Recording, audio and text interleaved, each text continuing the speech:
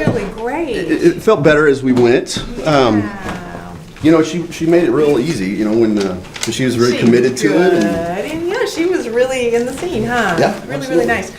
You've seen this movie, right? Yeah, Okay. it's been a while, but I remember it. Because the only notes I have for you, because I love the way you scored it, your commitment to the beats and actions, and but I think, that, believe it or not, that in terms of like the character, I think we can do a little bit more. Because tell me everything you know about this guy. His wife was killed in like a robbery or some type of an accident. He kind of went crazy. He became homeless, and he has these hallucinations, mythological hallucinations.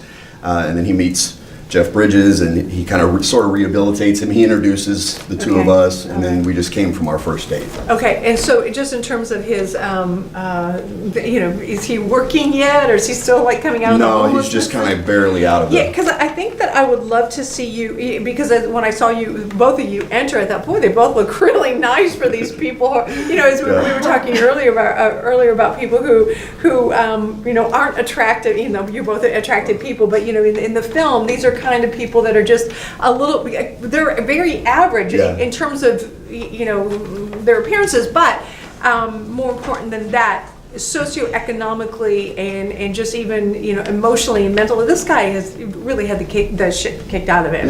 So I'd love to see you. Do you think that maybe you can go a little bit deeper in terms of his prior circumstances? Because and also the idea of somebody who has lost their spouse so tragically being open to love again. I mean, that is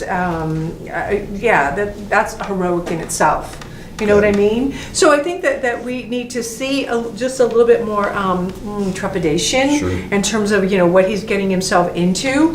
All right, because the note I give actors sometimes about it being too easy. I felt like you in some weird sort of way. You were approaching this as if there was no downside. Right, I see what you're saying. And there's always a downside. I mean, all love stories end. Someone dies or someone leaves. So wasn't that a high note? Well, that's true. So I think that I would love to see a little bit more of that.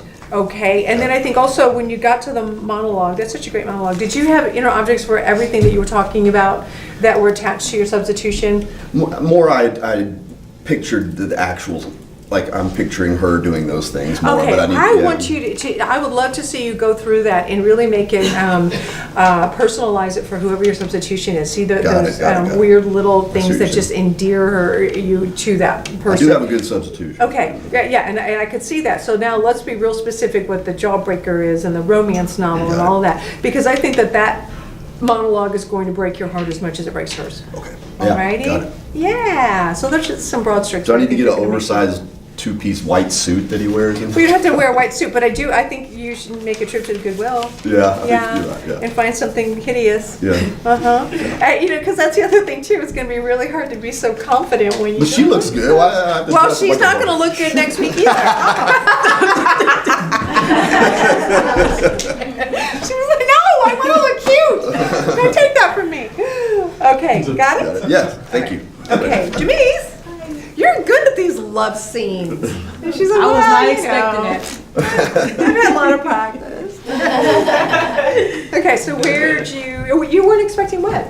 To be, I guess, so good at love scenes, because I've never had like relationships like that throughout my life, so I was honestly not expecting it. Well, I think if you get really good at them in here, maybe in your real life. Maybe. You never know.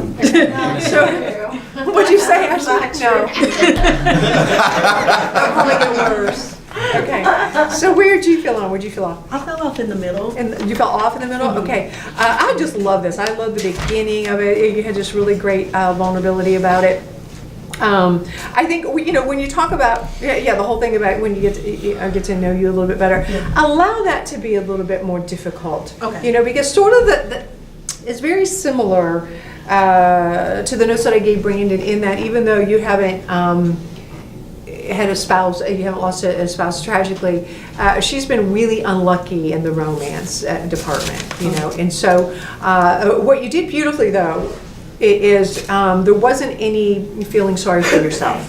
I went on a rant about that earlier today, that because I had somebody who was crying in a scene, and they were trying to manipulate the other person, and I warned them to not go in that direction, because it usually doesn't work. When people consciously try to manipulate us, we usually, yeah, I'll see you later.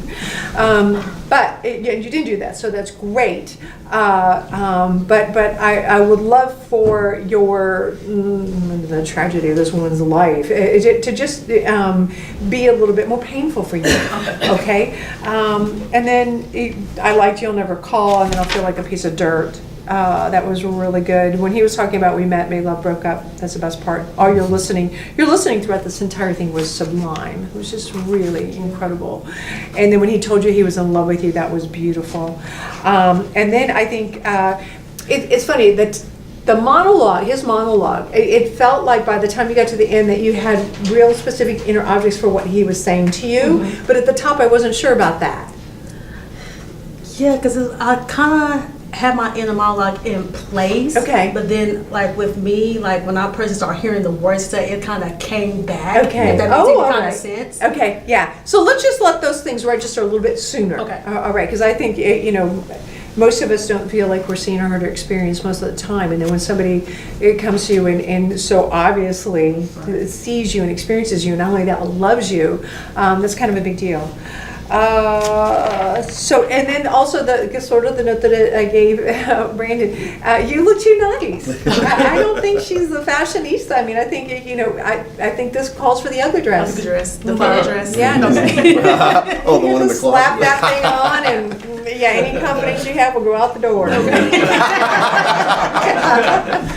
All right, and that's it. This was really, really close for both of you, but I just think it just needs that little extra to get it to be undeniable. Really? All right. Thank you. Thank you. Okay.